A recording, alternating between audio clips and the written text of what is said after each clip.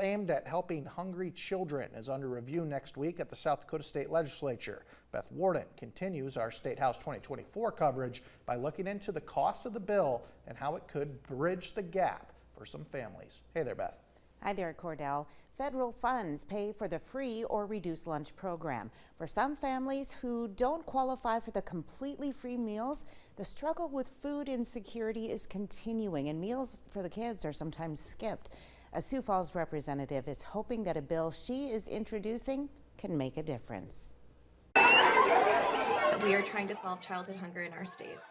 Representative Caden Whitman is taking a modified school lunch bill from last session and believes that it will pass this year. To come up with a version that both sides of the aisle, my Republican colleagues and my Democrat colleagues, would feel comfortable supporting, as well as supporting our most vulnerable and marginalized families in South Dakota. HB 1042 would fund the difference for families who qualify for a reduced lunch at school. Covers the cost of reduced meals that typically falls on the shoulders of families. Child Nutrition Coordinator Gay Anderson at Sioux Falls Public Schools is in contact with several schools across the state. It's not just a big school district problem. I've looked at some of the numbers and research, and we see a lot of smaller school districts. This would be beneficial to them.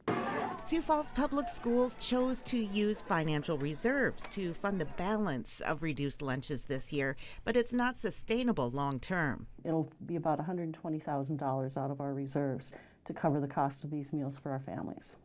And the families not having to cover part of their kids' meals are grateful. I've had people, tearing up or crying over it. Just they're very, very gracious and thankful for that.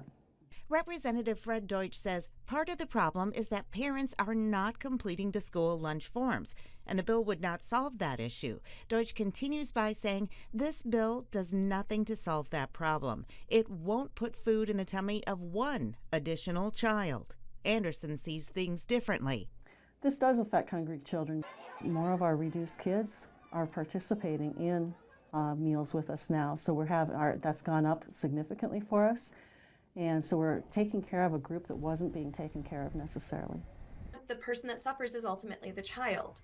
So if we can incentivize these families to fill out the paperwork by telling them, even if you fall within that reduced category, the lunch will essentially be free because the state is picking up that additional cost, I think we will get more families to enroll in this program, and I think we will feed more children. The estimated cost for the state to fund the difference for reduced lunches is about $580,000 a year. The House Education Committee will hear the bill on Monday. Cordell? Beth, thank you.